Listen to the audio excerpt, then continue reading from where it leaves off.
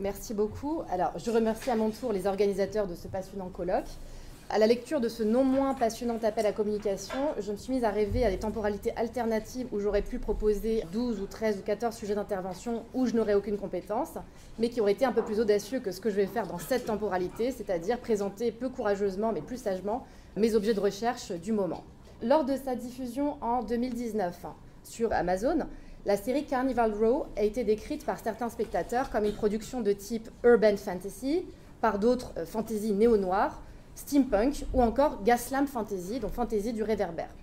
Quel que soit le qualificatif générique qui a été attribué à cette série, et qui n'a pour l'heure connu qu'une seule saison, il est donc souvent question de fantasy, genre parapluie de la fiction dans lequel s'inscrit sans nul doute Carnival Row.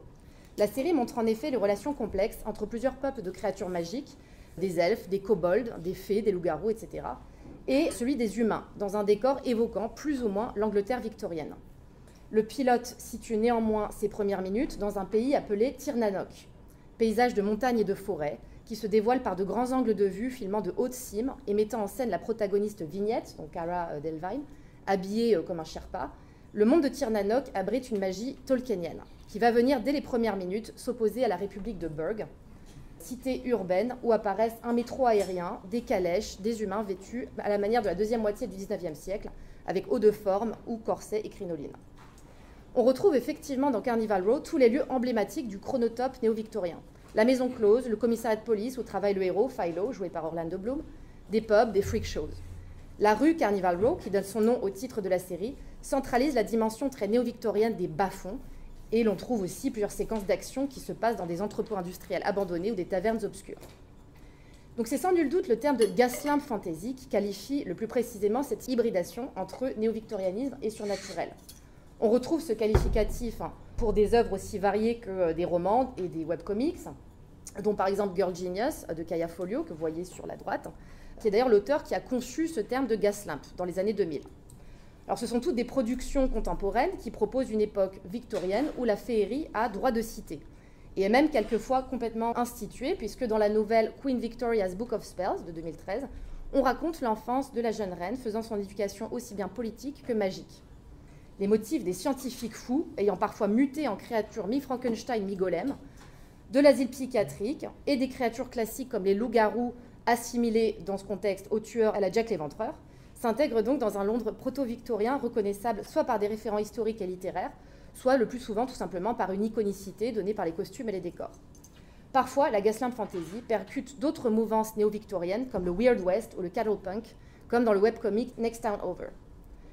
À y regarder de plus près, cet amalgame entre féerie et néo-victorianisme n'est en réalité que le premier pas d'une logique extraordinairement cumulative dans les références temporelles proposées par la gaslamp. Carnival Row, série de grande audience qui essaie de sortir ce genre de sa niche, propose ainsi un effort de construction d'univers très dense, en mettant en scène des créatures magiques aux inspirations folkloriques diverses, en convoquant les classiques de la fantasy, mais aussi certains éléments steampunk, et en reprenant des motifs de la littérature coloniale victorienne. C'est que la gaslamp repose sur d'autres formes de rapports temporels au XIXe siècle que ceux fournis par son cousin plus technophile, le steampunk. En faire l'examen permet de s'intéresser à ces genres de la culture populaire très chronodéfinis et qui se construisent en référence au passé, mais qui sont bien évidemment entièrement modelés par nos propres régimes hyperfictionnels et hypermédiatiques. Le steampunk, on le sait, jouait depuis les années 80 avec le XIXe siècle en utilisant certains de ses motifs de prédilection comme la machine à rouage et à piston, et en les transformant en dispositifs intertextuels. L'Uchronie steampunk repose sur une technostructure, celle de la vapeur, évaluable à l'aune d'un futur imaginé comme cyber. Alors même si la gaslamp fantasy est souvent identifiée comme le versant non technologique du néo-victorianisme, elle reprend quand même beaucoup de mécanismes du steampunk, par exemple en plaçant au cœur de sa civilisation féerique néo-victorienne un principe thermodynamique particulier, comme dans le jeu vidéo Dishonored, où l'on retrouve une culture néo-victorienne basée sur une énergie produite par de l'huile de baleine. Mais d'une manière générale, la gaslamp entretient un rapport encore tout autre à la technologie par rapport au steampunk. Or, ce rapport est moins thématisé que présent dans la manière même dont la gaslamp hybride, incorpore et génère des esthétiques et des époques. Alors, il existe plusieurs définitions de ce genre, lequel est d'ailleurs assez contesté. Le terme, dans certains cas substitué par gaslight, fait tantôt référence à un univers victorien alternatif, magique, donc comme dans Carnival Row, mais aussi parfois à un croisement entre enquête policière et surnaturelle qui se passe à l'époque victorienne, donc dans une veine plutôt gothique. et contenant des éléments de ce qu'on appelle la masquerade, c'est-à-dire la magie est cachée, elle constitue un complot qui infuse de manière souterraine une société en apparence semblable à la nôtre, du moins celle du XIXe siècle. Dès lors, on retrouve des corpus assez différents qui peuvent correspondre à la première définition et d'autres marqués par la publication en ligne notamment et une production assez féminine. Et puis de l'autre côté, un mélange plus hétérogène. On peut citer les romans d'Elizabeth McNeill ou de Lilia Bray. On ne retrouve pas forcément dans ces romans de créatures magiques, mais plutôt des sortes de coming-of-age story féminins, teintés d'occulte, notamment donc par la thématique du complot, des meurtriers en série et des amours impossibles, comme dans le roman de Paige Morgan qui se passe à Paris dans un univers de tueurs en série et d'anges déchus, La Belle et le Maudit. Donc dans cette tendance gothique de la Gaslamp, on retrouve aussi des enquêtes menées sur des événements surnaturels par des limiers littéraires fameux qui sont réemployés par plusieurs romans. Par exemple, dans la dernière enquête du Chevalier du Pin de Fabrice Bourlan, qui met en scène le détective de Pau, enquêtant sur la mort de Girard de Nerval. Donc on le voit, la Gaslamp semble aussi entre deux pôles, celui de la high fantasy et de la low fantasy, donc soit plutôt fantastique ou plutôt merveilleux. Il s'agit bien d'une oscillation et non d'une opposition stable, notamment parce que la Gaslamp ne contient aucune définition élaborée grâce à une logique référentielle. La Gaslamp se passe parfois dans notre monde, quelquefois dans un autre, et à l'occasion dans les deux, si on considère que la trilogie de Philippe Pullman, À la croisée des mondes, peut s'inscrire dans la Gaslamp. En réalité, beaucoup de fictions Gaslamp entremêlent ces différentes veines selon une logique des mondes alternatifs ou parallèles, à la Philippe Pullman, à la J.K. Rowling ou encore à la Twilight. Produit de notre époque, la Gaslamp est un bon exemple de ces genres qui naissent de manière tout à fait rhizomatique, créés à l'époque actuelle, mais s'appliquant volontiers à des œuvres antérieures, construits et débattus, voire démontés en permanence.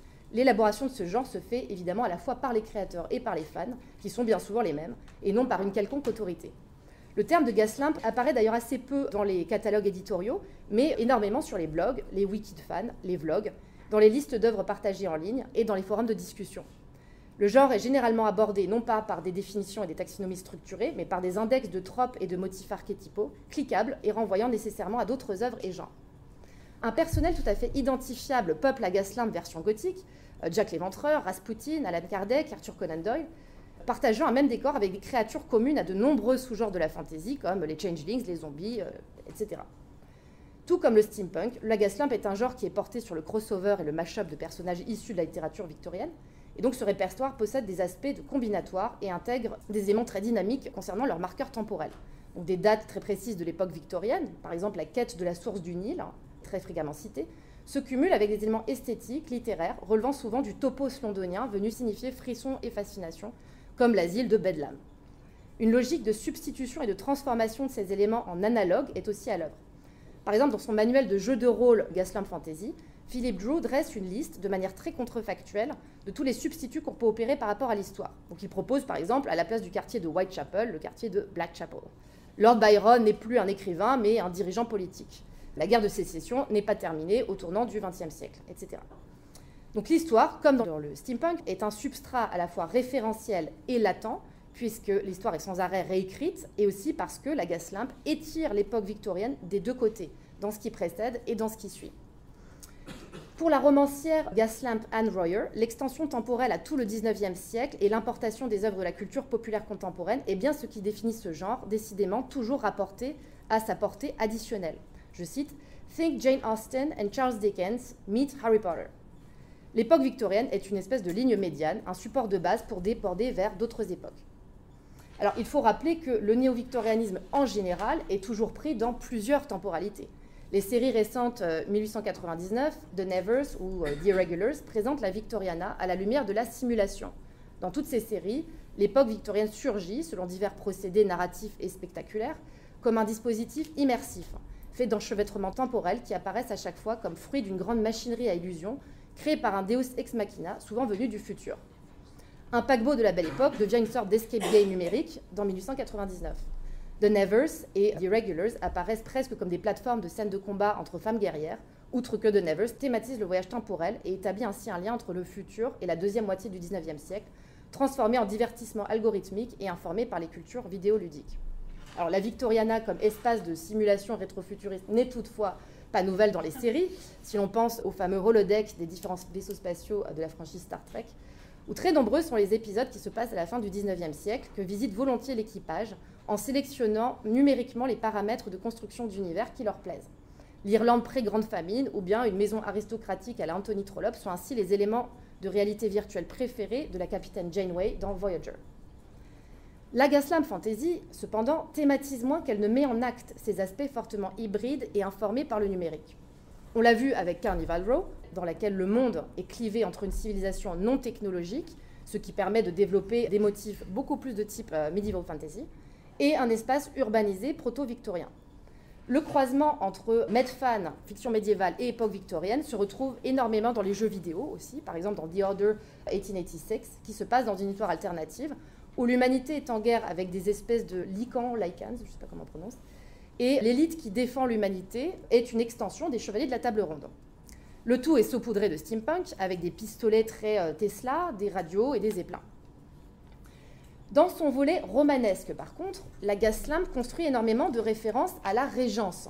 La Gaslamp Romance, en particulier, n'hésite pas à récupérer certains motifs très austéniens pour proposer des scènes de bal, des intrigues amoureuses fréquemment développées entre Paris et Londres. Car c'est bien grâce à l'histoire alternative que se réalise cette expansion temporelle. Dans ces divers romans, des événements comme la Révolution française ou les campagnes napoléoniennes ont souvent connu d'autres résolutions, que la magie ait produit cette bifurcation de l'histoire ou quel en soit le résultat. La carte du monde recomposée de la Gaslamp est en réalité une carte du temps, déployant simultanément plusieurs périodes du long XIXe siècle. Par exemple, si la France n'a pas fait sa révolution, elle est demeurée dans une espèce de décadence aristocratique, ce qui permet au récit Gaslamp de situer quelques scènes sur le continent, lesquelles vont davantage relever d'un espèce de romantisme byronien, voire de flirter avec un certain gothique imprégné de catholicisme décadent à la Anne Radcliffe. Dans une logique complètement différente, les jeux vidéo Fallen London et Sunless Sea sont situés dans un Londres néo-victorien post-apocalyptique où règne une cabale de démons et de golems. Donc on voit que la Gaslamp, à l'image de son dispositif d'éclairage, peut à la fois signifier jeu d'amour et de lumière, ou au contraire obscurité et âge des ténèbres, un peu comme dans Wonderland, évidemment jeu sur Wonderland, du jeu vidéo Alice Madness Returns, inspiré par l'œuvre de Lewis Carroll. Ce sont aussi donc beaucoup de jeux de rôle, Gaslamp Fantasy, qui amalgament des époques très distinctes dans un mouvement soit de fusion, soit de superposition géographique. Alors c'est le cas par exemple d'un jeu de rôle appelé Gloriana, dont voici le résumé que je traduis de l'anglais. Des marchands épaulés par des soldats au regard d'acier détournent les richesses des empires inférieurs pour enrichir le magot d'une reine dragon. Bienvenue à Gloriana, un monde fantastique drapé dans le glamour et les splendeurs de l'ère victorienne, mais tout aussi imprégné de sa cruauté, de sa décadence et de son hypocrisie. Or, le nom de ce jeu, mais aussi son scénario, évoque très directement un livre de Michael Moorcock intitulé Gloriana ou la reine inassouvie, une uchronie qui présente l'empire d'Albion en un âge d'or sur lequel règne Gloriana, entourée d'un réseau d'espions et d'assassins. Et en réalité, quand on lit ce roman, tout cela évoque très clairement pas du tout Victoria, mais Élisabeth Ier. Donc soit les auteurs de jeux de Gaslamp Fantasy sont nuls en histoire, soit tout ça est totalement voulu. En fait, les détails de la période dans les jeux Gaslamp sont très fournis et servent de base, cette espèce de superposition entre Élisabeth et Victoria, pour créer des affrontements entre univers. Donc, par exemple, l'univers qu'affronte Gloriana est Galatia, un équivalent d'une nation du continent européen peuplée d'elfes et d'humains. Les créatures de Galatia sont très raffinées, mais également très arrogantes, et leur roi vit dans une opulence totale dans un palais en forme de soleil. Donc je vous laisse bien évidemment deviner de quel pays Galatia est l'analogue.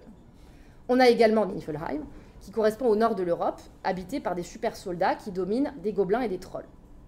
Donc l'époque victorienne de Gloriana fournit une base pour la création d'êtres fantastiques et différentes nations dont les rapports sociaux sont déterminés selon une carte du temps très imaginaire qui superpose nations proto-vikings, proto-élisabéthaines et proto-siècle de Louis XIV. L'époque victorienne reste le substrat essentiel parce qu'elle fournit une matrice de discussion sur les doctrines sociales des créatures au sein de l'univers de référence, reposant sur une très grande hiérarchie. Et elle permet aussi de développer les thèmes de l'urbanité.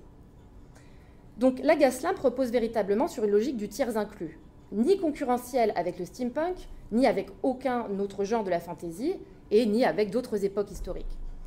Elle se déroule aussi bien dans des mondes de type low fantasy que high fantasy, et ses avatars et ses créatures peuvent aussi bien venir de l'époque élisabéthaine que de la Medfan.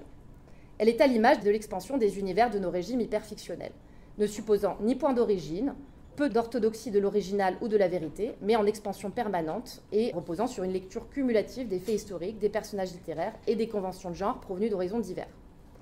Le monde de la Gaslamp est tout simplement plus dynamique que l'époque victorienne, sans doute parce qu'une certaine jouabilité est au cœur de son développement pour créer des affrontements stratégiques.